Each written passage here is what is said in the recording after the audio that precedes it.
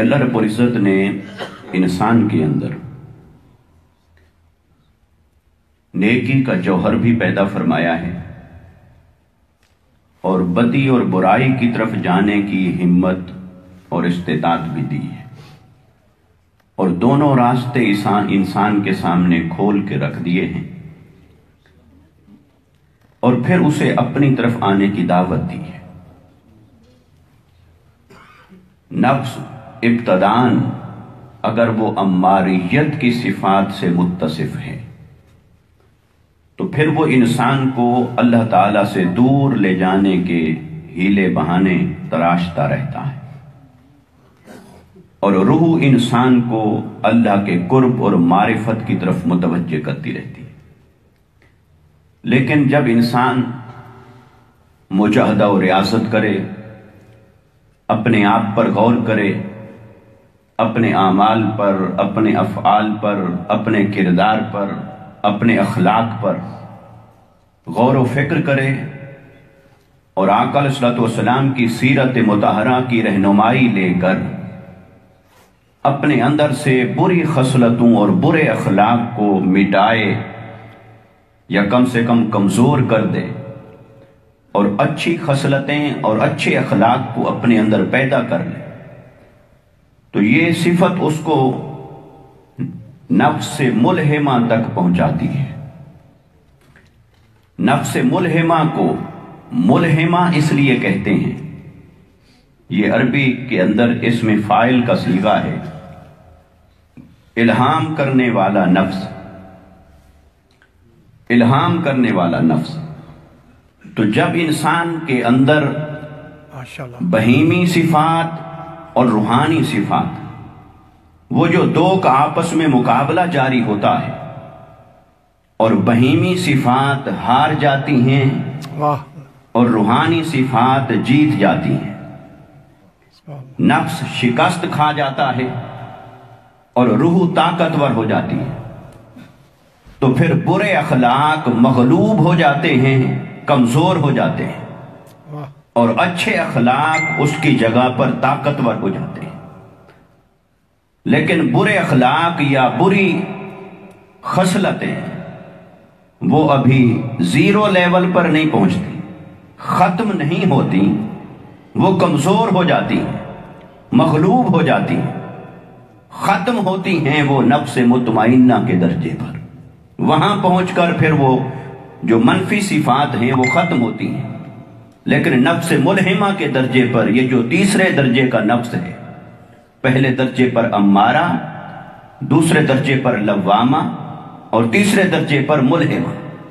نفس امارہ برائی کا حکم دیتا ہے، برائی کی طرف پکڑ کے کھینچ کے لے جاتا ہے، لوامہ اس برے راستے پر پھر ملامت کرنا شروع کر دیتا ہے، اور ملہمہ پر جب پہنچتے ہیں تو وہ جو برائی کی قوتیں ہوتی ہیں وہ مغلوب ہو جاتی ہیں، کمزور ہو جاتی ہیں، اور روح کی قوتیں غالب اور طاقتور ہو جاتی ہیں، اور جب وہ طاقتور ہو جاتی ہیں تو پھر وہ قلب کے اندر الہام شروع کرتی ہے، پھر روح کی طرف سے قلب کے اندر الہام شروع ہوتا ہے، اللہ رب العزت کی طرف سے نیکی کے خیالات اور الہامات القاء کیے جاتے ہیں، پھر دل کے اندر ہی ایک نور پیدا ہو جاتا ہے، وہ نور پھر خود آگے رہنمائی کرنے والا ہو جاتا ہے، پھر وہ نور آگے بتاتا ہے کہ کیا کریں اور کیا نہ کریں، پھر وہ نیکی کی رغبت دلاتا ہے، پھر ایسی روشنی پیدا کر دیتا ہے کہ اس میں جو برائی ہے وہ برائی نظر آتی ہے، اور جو اندھیرا ہے وہ چھٹ جاتا ہے۔ آپ ایسے سمجھیں اس مثال کو کہ جیسے ہمارے کپڑے کے اوپر، لباس کے اوپر کوئی داغ دھبے لگے ہوئے، وہ داغ دھبے ہمیں کب نظر آئیں گے؟ جب روشنی ہوگی۔ اگر اندھیرا ہوگا تو وہ داغ دھبے، میل کچیل نظر نہیں آتا۔ تو جب انسان نفس امارہ کے درجے پر ہے تو اس کے دامن میں داغ دھبے بھی ہیں، لیکن اندھیرا ہی اندھیرا ہے۔ اس اندھیرے کی وجہ سے یہ پہچان اور شناخت نہیں ہوتی کہ میں کون کون سا برا کام کر رہا ہوں، یا میرے اندر کون کون سے منفی اخلاق اور صفات ہیں۔ وہ جب اندھیرا ہے تو پھر وہ داغ دکھائی نہیں دیتا۔ اور جب نفس امارہ سے ترقی کر کے لوامہ کے درجے پر پہنچتا ہے تو وہ ہلکی سی ایک روشنی شروع ہوتی ہے. وہ جو ہلکی سی روشنی ہوتی ہے جیسے شام کے وقت ایک دھندلا سا اجالا ہوتا ہے، وہ ہلکی سی روشنی پیدا ہوتی ہے نفس لوامہ کے درجے پر. پھر وہ ہلکی سی روشنی جب نظر آتا ہے یہ داغ ہے، یہ عیب ہے، یہ نقص ہے، پھر وہ اس کے اوپر ملامت شروع ہوتی ہے.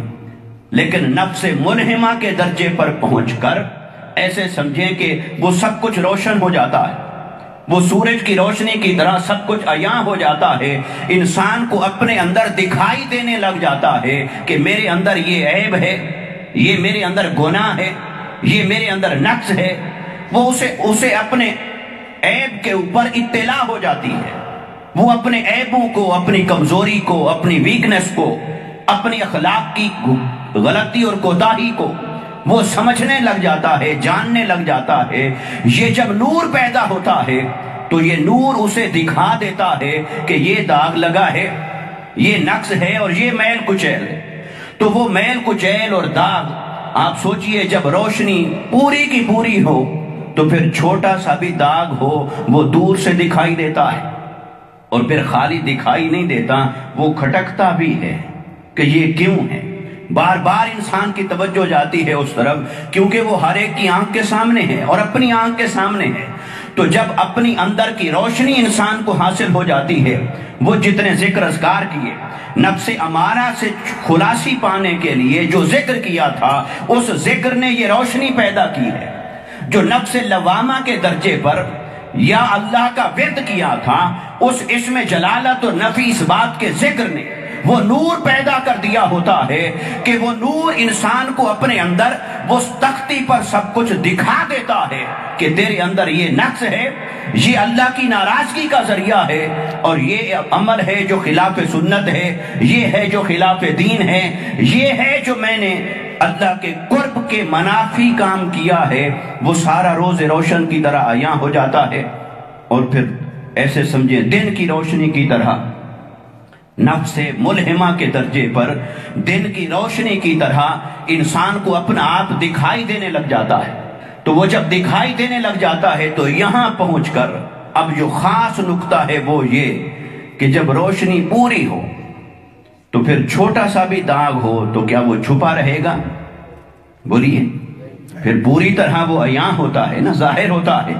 تو اس لیے اس مقام پر پہنچ کر پھر وہ درجہ آتا ہے جس کے بارے میں صوفیاء نے یہ بیان کیا کہ حسنات الابرار سیئات المقربین. یہ وہ درجہ آ جاتا ہے کہ جب چھوٹی چھوٹی غلطی بھی انہیں بڑا گناہ لگتی ہے، چھوٹی سی خامی ہوتی ہے اور ان کو دکھایا جاتا ہے کہ یہ بہت بڑا گناہ ہے، یہ بہت بڑی غلطی ہے. پھر اس مقام پر پہنچ کر وہ اس درجے کے مالک ہو جاتے ہیں کہ عام لوگوں کے درجے پر جو نیکیاں تھیں، ان کے درجے پر پہنچ کر پھر وہ نیکی نہیں رہتی، وہ گناہ ہو جاتا ہے اور نیکی کا درجہ اس سے بلند ہو جاتا ہے. پھر ہر ایک کے حسب حال اس نیکی کا تصور بدلتا چلا جاتا ہے. بے شک. مثلا یہاں پر میں آپ کو وہ واقعہ سنا دیتا ہوں حضرت سفیان ثوری رحمت اللہ تعالی علیہ کا، کہ ان کے نام کے ساتھ یہ جو ثوری کا لفظ ہے، ثور عربی زبان میں بیل کو کہا جاتا ہے، بیل کو کہتے ہیں ثور. تو وہ ایک دن مسجد کے اندر داخل ہو رہے تھے، اور مسجد میں داخل ہونے کا ادب کیا ہے کہ آپ دایاں پاؤں پہلے رکھیں اور بایاں پاؤں بعد میں رکھیں. یہ ہے مسجد میں داخل ہونے کا ادب جو آقا علیہ الصلوۃ والسلام کی سنت اور سیرت سے ہمیں ملتا ہے. اور یہ جو ہے یہ فرض کے درجے پر نہیں، نہ ہی واجب کے درجے پر ہے، نہ ہی موقدہ کے درجے پر ہے، یہ آداب میں ہے، یہ سنت میں ہے، یہ مستحب اعمال میں ہے. یعنی یہ ایٹیکیٹس کا حصہ ہے کہ ایسا کرنا چاہیے، اور ایسا کرنے سے آقا علیہ الصلوۃ والسلام کی سنت پر عمل کرنے کا جب ارادہ ہوگا تو پھر نیت کی وجہ سے اجر اور ثواب بھی حاصل ہوتا ہے آقا علیہ السلام کی اتباع کی وجہ سے. لیکن اگر کوئی یہ کام نہیں کرتا تو اس پر گناہ نہیں ہے. کوئی اگر یہ کام نہیں کرتا تو گناہ نہیں ہے، نہ اس نے حرام کا ارتکاب کیا، نہ اس نے مکروہ تحریمی کا ارتکاب کیا، نہ اس نے اصاعت کا ارتکاب کیا. تو حضرت سفیان ثوری رحمت اللہ تعالیٰ علیہ وہ اب کامل درجے پر، ولایت کے درجے پر فائز تھے، تو وہ مسجد میں داخل ہونے لگے تو انہوں نے بے دھیانی میں بایاں پاؤں پہلے رکھ دیا۔ تو جب بایاں پاؤں پہلے رکھ دیا مسجد کے اندر، تو یہ جو عمل کیا یہ شریعت کی خلاف ورزیوں میں سے کون سی بڑی خلاف ورزی تھی؟ یہ نہ تو کوئی فرض کو چھوڑا تھا، نہ کسی واجب کو چھوڑا تھا، نہ کسی ضروری شے کی خلاف ورزی کی تھی، نہ اس پر عام آدمی گناہگار ہوتا ہے۔ عام آدمی کا درجہ ہو تو وہ اس پر گناہگار بھی نہیں ہوتا، اور حضرت سفیان ثوری ان کے درجے پر جب ان سے یہ چھوٹی سی غلطی سرزد ہوئی تو اللہ تعالیٰ کی طرف سے ان کو ندا آ گئی، ہاتف غیبی نے ان کو ندا دی، اور ندا دے کر ان کو جس لفظ سے ایڈریس کیا، جس لفظ سے مخاطب کیا، وہ لفظ تھا یا ثور، اے بیل، کیا تجھے معلوم نہیں کہ میرے گھر میں داخل کیسے ہوا جاتا ہے؟ یا ثور کہہ کر ان کو ندا دی جاتی ہے کہ میرے گھر میں آنے کا ادب تمہیں معلوم نہیں ہے، کیسے آتے ہیں؟ تو یہ لفظ ان کو جھڑکی کے طور پر حاصل ہوا۔ اب آپ سوچئے ہم میں سے کتنے ہیں جتنوں کو یہ آواز آتی ہے، اور ہم میں سے کتنے ہیں جو روز اس کی پابندی کرتے ہیں کہ مسجد میں داخل ہوتے وقت دایاں پاؤں پہلے رکھنا ہے یا بایاں پہلے رکھنا ہے؟ تو شاید ہم میں سے ہر ایک کو لگے گا کہ ہم تو اس کی پابندی اور احتیاط نہیں کرتے، یا چند لوگ کرتے ہیں، مگر احتیاط نہ کرنے والوں کو کبھی صدا آئی، کبھی کوئی آواز آئی، کبھی کوئی پکارا گیا کہ یہ آپ نے کیوں کیا ہے؟ کبھی کوئی جھڑکا گیا اس کو کہ یہ آپ نے کیوں کیا ہے؟ اس لیے نہیں جھڑکا جاتا کہ جب وہ نچلے درجے پر ہے، عام آدمی کے درجے پر ہے، تو وہاں چھوٹی چیزوں کے لیے معافی ہوتی ہے۔ یہ جو چھوٹے عیب ہوتے ہیں وہ نفس کا نور اتنا نہیں روشن ہوا ہوتا کہ اس چھوٹے عیب کو بڑا کر کے دکھائے یا چھوٹے عیب کو نمایاں کر کے دکھائے۔ جب دل کے اندر ایک نور پیدا ہو جاتا ہے، نفس کے اندر ایک روشنی پیدا ہو جاتی ہے، اور نفس ملہمہ کے درجے پر چلا جاتا ہے، پھر اس کو نیکی کی رغبت ہوتی ہے، تقویٰ کی رغبت ہوتی ہے، نیکی کا الہام ہوتا ہے، اس درجے پر ایسی روشنی اور نور پیدا ہوتا ہے کہ پھر چھوٹی چھوٹی غلطی بھی بڑے گناہ کر کے دکھائے جاتے ہیں، کیونکہ بڑے کر کے دکھائے جائیں گے تبھی تو وہ چھوڑے گا ان کو۔ اس لیے وہ دل کی روشنی کی طرح ایک سفید کپڑے پر وہ داغ ایسا روشن دکھائی دیتا ہے کہ وہ عام آدمی کے درجے پر چھوٹا ہوتا ہے، لیکن ان کے تقویٰ کے درجے کے مطابق وہ حسب حال نہیں ہوتا۔ اس پر انہیں جھڑکا بھی جاتا ہے، انہیں ندا بھی آتی ہے، اور کئی بار ان سے اظہار ناراضگی بھی کیا جاتا ہے۔ تو ان کو صدا آئی کہ یا ثور، اور انہوں نے کیا کیا؟ انہوں نے اس ثور کے لفظ کو پکڑ کر اپنے نام کا حصہ بنا دیا۔ پھر انہوں نے اپنے نام کے ساتھ لگے ہوئے باقی لفظ چھوڑ دیے اور سفیان ثوری یہ لکھنا شروع کر دیا۔ اس میں دو چیزیں ہیں، ایک تو تربیت ہے۔ تربیت یہ ہے کہ وہ اپنے آپ کو یہ سمجھا رہے تھے کہ اے سفیان، دنیا تجھے سمجھتی ہے کہ آپ بڑے مجاہدہ اور ریاضت والے ہیں، بڑے نیکی اور تقویٰ والے ہیں، بڑے اعلیٰ اخلاق کے مالک ہیں اور بڑے بلند رتبے پر فائز ہو چکے ہیں۔ دنیا کی نظروں میں تو یہ ہے، مگر اصل میں تیری حیثیت یہ ہے۔ تو اپنے آپ کو عاجزی کی طرف لانے کے لیے، انکساری کی طرف لانے کے لیے، تواضع کے اندر مزید پختگی کے لیے وہ اپنے آپ کو یاد دہانی کرواتے رہتے تھے کہ سفیان ثوری جسے یہ ٹائٹل دیا گیا ہے اور جسے اس لفظ سے پکارا گیا ہے، تم تو وہ ہو۔ یہ اس اعتبار سے عاجزی اور انکساری تھی، بندگی اور عبودیت ہے۔ مگر دوسرے اعتبار سے دیکھیں تو یہ کیا تھا؟ دوسرے اعتبار سے دیکھیں تو پھر یہ ہے کہ یہ عشق ہے، یہ دیوانگی ہے کہ محبوب کی طرف سے کوئی بھی لفظ مکالمے کے اندر آ گیا ہے تو یہ نہیں دیکھا کہ کہاں کیا ہے، بس اسی پہ توجہ کی ہے کہ کہاں تو ہے، وہ ہر کسی سے تھوڑا ایسے کلام کرتا ہے، وہ ہر کسی کو تھوڑا ایسے ندائیں دیتا ہے۔ ہر کوئی جب کسی سے ایسی چھوٹی موٹی کوتاہی ہوتی ہے تو کسی کو صدائیں نہیں آتی کہ یہ کیا کر دیا ہے آپ نے۔ ارے یہ صدا وہاں آتی ہے جہاں کوئی تعلق موجود ہوتا ہے، جہاں کوئی وابستگی موجود ہوتی ہے، تو عشق اس کے اندر ڈوب جانے کو اپنے لیے مزہ سمجھتا ہے۔ ڈوب کر وہ سوچتا رہتا ہے کہ مجھے محبوب کی طرف سے یہ کلام آیا تھا، اس سے یہ تو ثابت ہوا کہ میں اس کی توجہ میں بھی ہوں اور وہ اس لائق بھی ہوں کہ مجھے کلام بھی کرے، اور میری ذات کے اندر اتنا چھوٹا سا نقص بھی وہ دیکھنا گوارا نہیں کرتا۔ سبحان اللہ۔ تو یہ محبت کی علامت بھی ہے، تو انہوں نے اپنے نام کے ساتھ اس کو لگا دیا۔ تو صرف میں اس مثال سے یہ عرض کرنا چاہتا تھا کہ نفس ملہمہ کے درجے پر جب انسان پہنچتا ہے تو اس کے باطن کے اندر، قلب کے اندر نور پیدا ہوتا ہے۔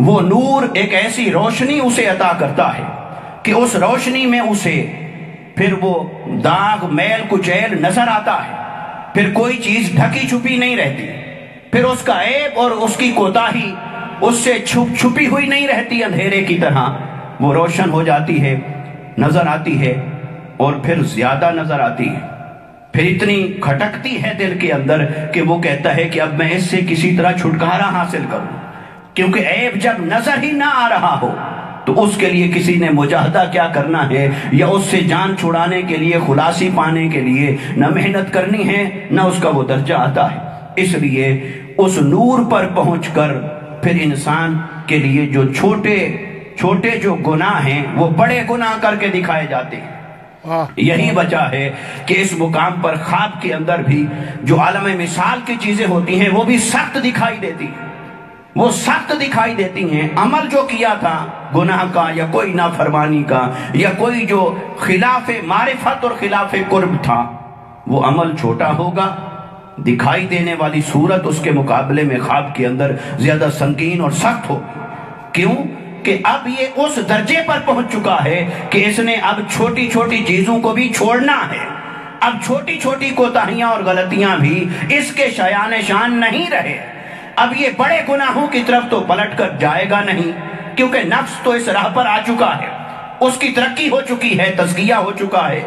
لہٰذا اب چھوٹی چھوٹی چیزیں بھی اس کے اندر، چھوٹے چھوٹے عیب اور داغ بھی نہیں ہونے چاہیے، تو اس مقام پر پھر اس کو چھوٹے گناہ بڑے کر کے دکھائے جاتے ہیں تاکہ وہ اس سے چھٹکارا حاصل کرے۔ اور اس کے اپوزٹ دوسری چیز یہ ہے کہ اس کی بڑی بڑی نیکیاں وہ چھوٹی نیکیاں ہوتی ہیں، اسے آواز آتی ہے آگے بڑھو، یہ جو آپ نے فرض ادا کر لیا ہے یہ کچھ نہیں، فرض تو فرض تھا، آگے بڑھو، نفل ادا کرو۔ پھر وہ اپنی طرف سے تطوع کرتا ہے، زکوٰۃ اتنا تو دے دی جتنا فرض تھا، پھر اس کو ندا آتی ہے نہیں یہ تو فرض تھا، اس سے آگے بڑھنا ہے۔ پھر وہ نیکی میں آگے بڑھتا ہے، وہ تقوی میں آگے بڑھتا ہے، اس کے اندر سخاوت کی صفت پیدا ہوتی ہے، پھر صبر پیدا ہوتا ہے، پھر تحمل پیدا ہوتا ہے، پھر عاجزی اور انکساری پیدا ہوتی ہے، پھر ملنساری پیدا ہوتی ہے، پھر وہ مخلوق کے ساتھ خیرخواہی کرتا ہے، اپنے آپ کو ایسا پیکر بنا دیتا ہے کہ وہ اپنی اصلاح کرتا چلا جاتا ہے اور نیکی میں آگے بڑھتا ہے۔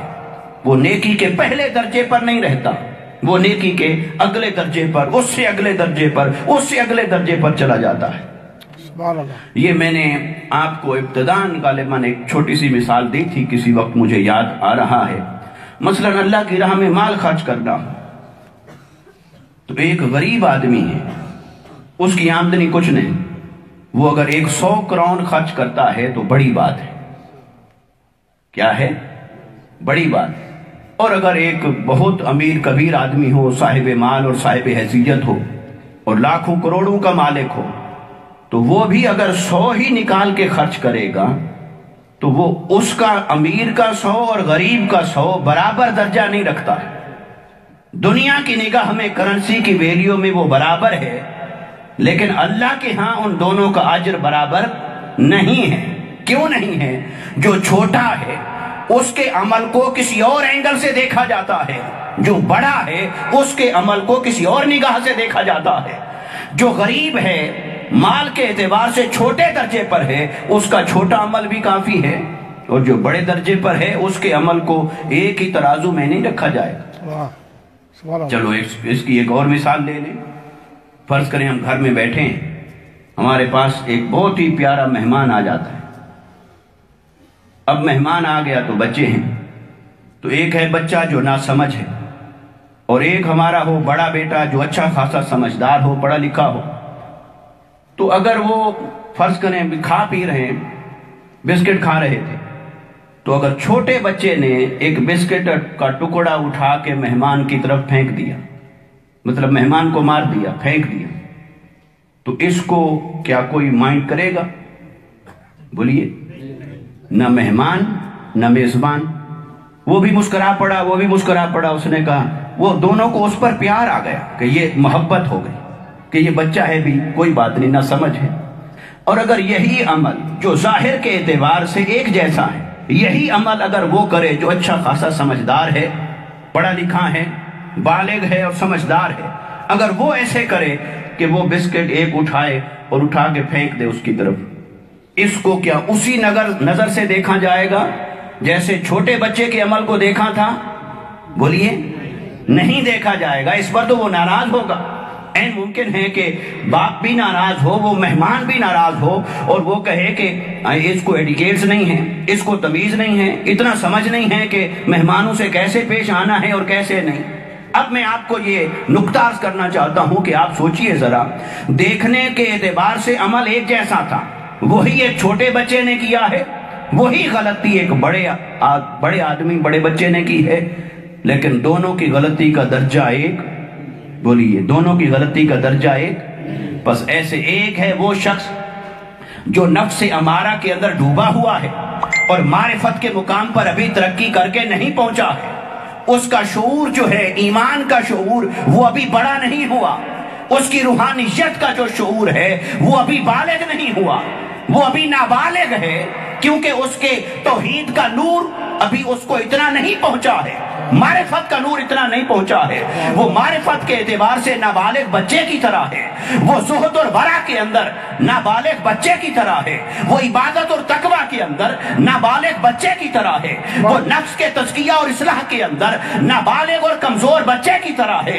ارے اس کی کوتاہی اور غلطی ہو، اسے اور نظر سے دیکھا جاتا ہے، اور اگر کوئی صاحب معرفت ہو، صاحب مقام ہو، پھر صاحب علم ہو، پھر وہ زہد اور ورع کے راستے پر چلنے والا ہو، سلوک و تصوف کے راہ کا مسافر ہو، اس سے اگر کوئی غلطی ہوتی ہے اسے کسی اور نظر سے دیکھا جاتا ہے۔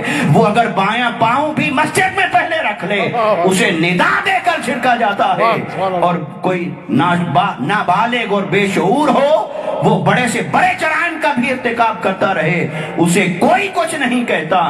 ظاہر کے اعتبار سے عمل ایک جیسا ہے، لیکن عند اللہ مقام اور مرتبے کے اعتبار سے ہر ایک کا درجہ الگ الگ ہوتا ہے۔ بے شک، اللہ اکبر، اللہ اکبر، یا رسول اللہ، یا رسول اللہ۔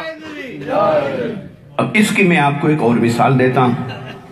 اللہ نہ کرے کوئی بیمار ہوتا ہے، اگر کوئی شخص ہم میں سے بیمار ہے، اللہ نہ کرے، تو بیمار ہے تو اب ایک ہے قریب کے تعلق والا اور ایک ہے دور کا تعلق دار۔ اب ایک دور کا تعلق دار ہے، اس کی عیادت کو آپ کس نظر سے دیکھتے ہیں؟ اور قریب کے تعلق دار ہو، اس کی عیادت کو کس نظر سے دیکھتے ہیں؟ قریب کا تعلق دار ہے، وہ اگر ہاسپٹل نہیں آیا تو جھگڑا ہوگا، ناراضگی ہوگی، کیونکہ یہ محبت کی نشانی ہے۔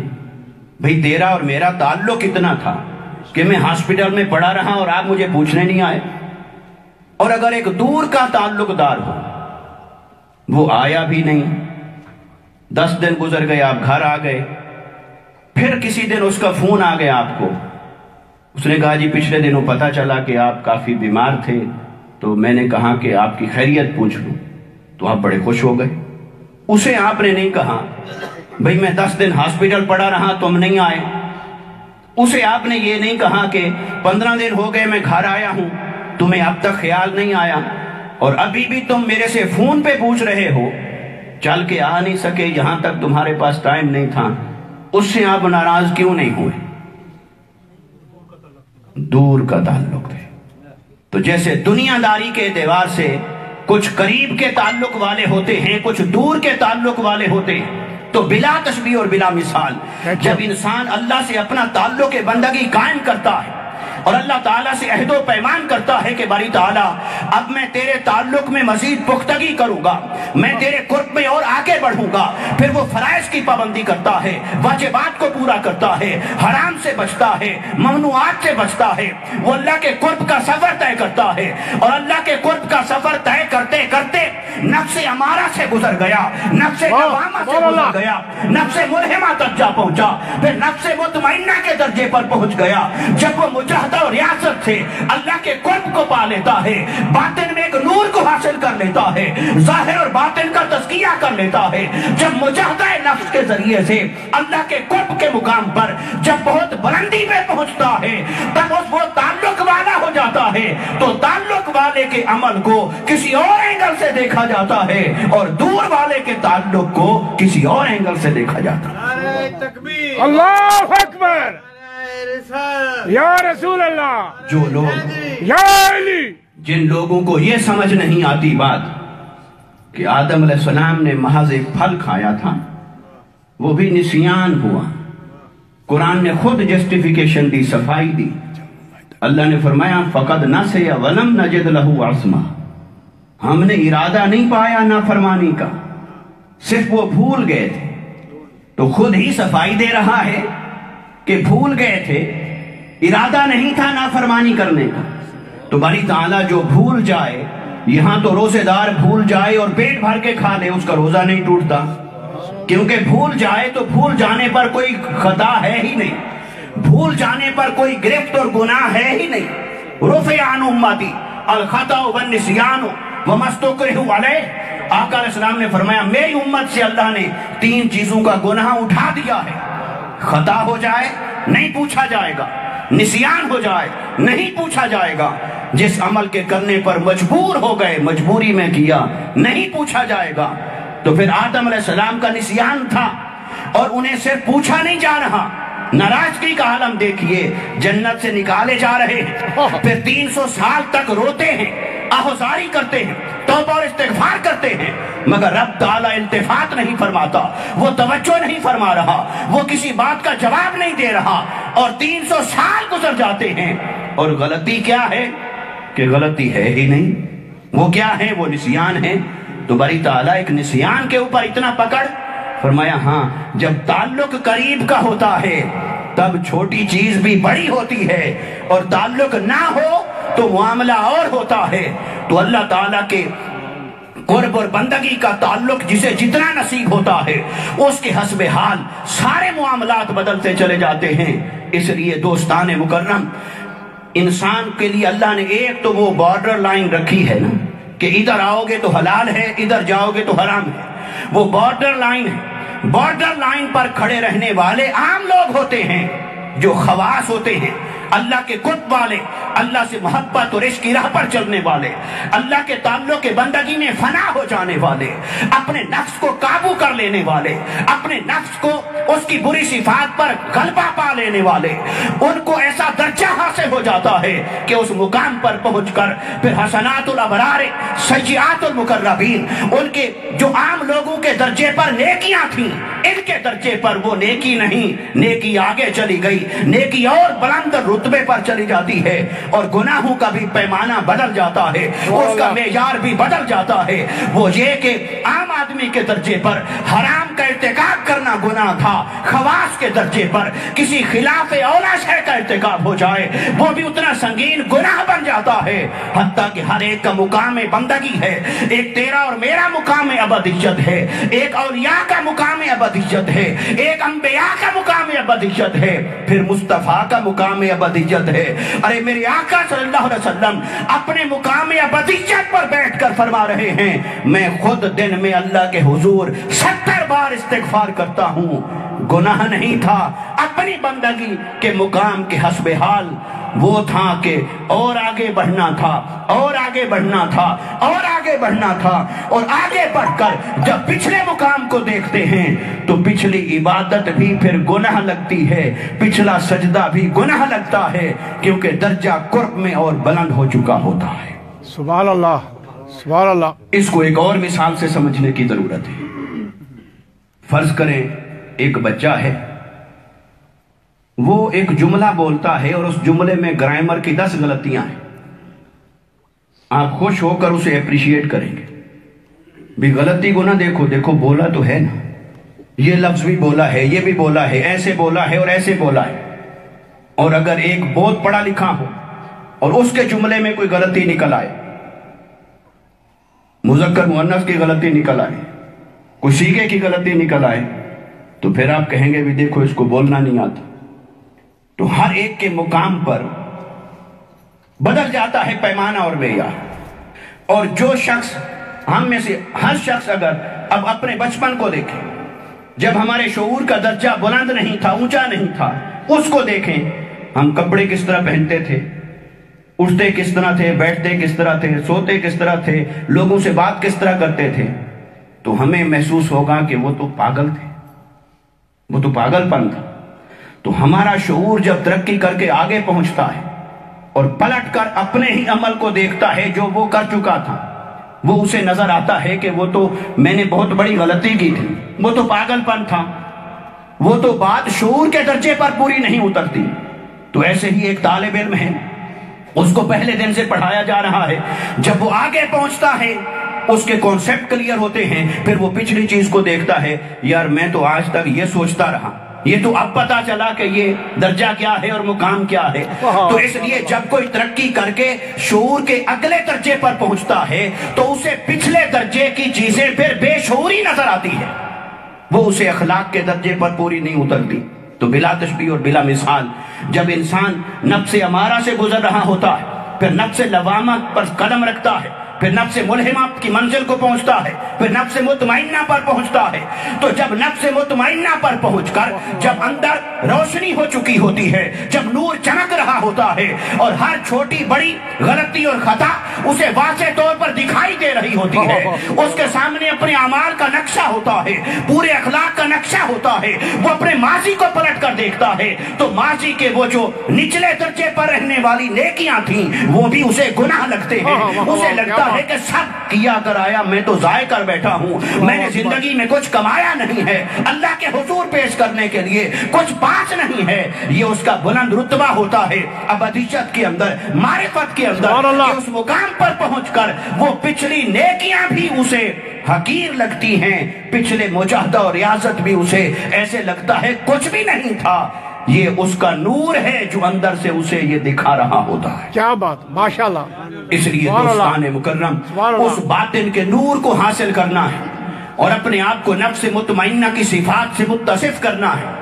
اپنا احتساب جب تک ہم خود نہیں کریں گے کوئی اور نہیں کر سکتا، نہ آپ کو کوئی دوست کہے گا، نہ رشتہ دار کہے گا، نہ محلے والا کہے گا، نہ کوئی تنظیم میں آپ کو کولیگ کہے گا، نہ دفتر میں کوئی آپ کو کہے گا۔ بہت ساری چیزیں اس لیول پر ایسی ہوتی ہیں کہ کوئی کسی کو نہیں کہتا، خود سمجھنا ہوتا ہے، اپنا احتساب خود کرنا ہوگا۔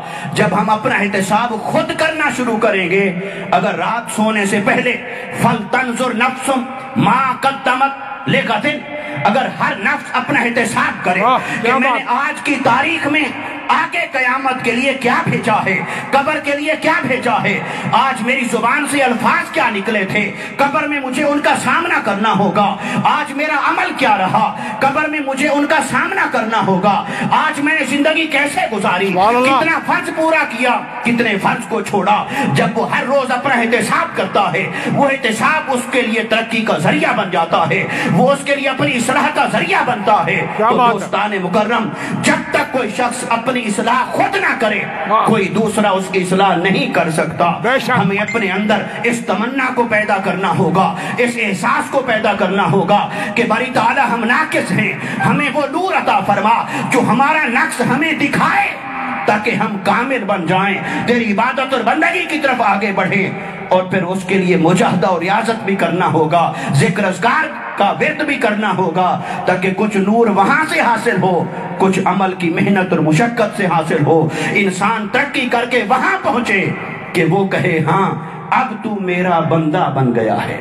پھر وہ ندا دیتا ہے، وہ کہتا ہے وَنَفْسٍ وَمَا سَوَّاهَا، میں اس نفس کی قسم اٹھاتا ہوں اور اس نفس کے اندر اعتدال پیدا کرنے والے کی قسم اٹھاتا ہوں، فَأَلْهَمَهَا فُجُورَهَا وَتَقْوَاهَا، میں نے تمہارے نفس کو برائی کی بھی اطلاع دے دی ہے، نیکی کی بھی اطلاع دے دی ہے، وہ سب کچھ تمہیں الہام کر دیا ہے، تمہارے باطن میں نور کو چمکا دیا ہے، وہ تمہیں نیکی بھی دکھا رہا ہے، وہ بدی بھی دکھا رہا ہے، اب اس سے آگے بڑھو۔ پھر جب انسان آگے بڑھتا ہے تو اس کی طرف سے ندا آتی ہے، یا ایتھا النفس المطمئنہ ارجعی الی ربک راضیۃ مرضیہ، اے نفس مطمئنہ برائی سے تو نے دامن چھڑا لیا ہے، اب آ اس دنیا میں رہ کر کیا کرنا ہے، اپنے رب کی طرف پلٹ آ، اس نے تیرے لیے بڑی جنت کا اہتمام کر رکھا ہے۔ سبحان اللہ، اللہ اکبر، یا رسول اللہ،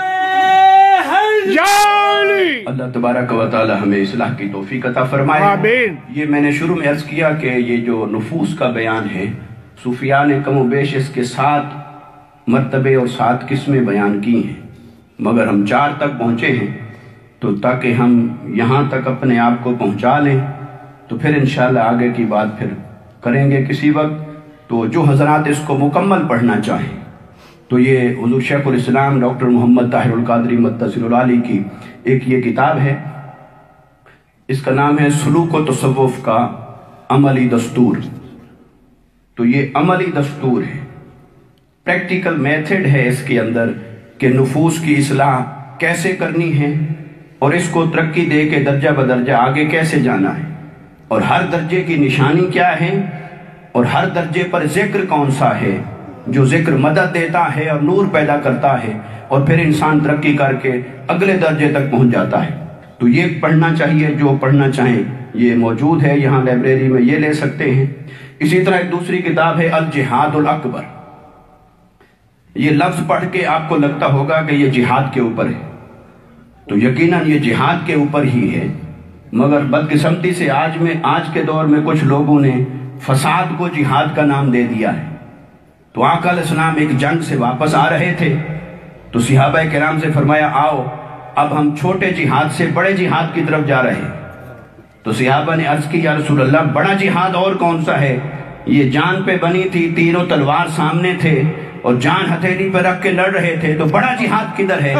فرمایا یہ چھوٹا جہاد تھا، وہ باہر کے دشمن کے خلاف لڑنا چھوٹا جہاد ہے، ایک دشمن اندر بیٹھا ہے اس کے خلاف لڑنا بڑا جہاد ہے۔ تو نفس کے خلاف جہاد کو آقا علیہ السلام نے جہاد اکبر قرار دیا۔ اس میں نفس کی اصلاح کے بارے میں بہت سارا مواد موجود ہے آقا علیہ السلام کی سیرت اور سنت سے، تو ہمیں چاہیے کہ ہم مطالعہ کی عادت پیدا کریں، خود سیکھیں، خود سمجھیں، اس راہ کو اپنائیں تاکہ اللہ کے پسندیدہ بندے بنیں اور اللہ کی بندگی اور ابدیت کی راہ میں کامل بنیں۔ اللہ تبارک و تعالی ہمارے ہاتھ پر لطف و کرم فرمائے۔ وما علینا الا البلاغ۔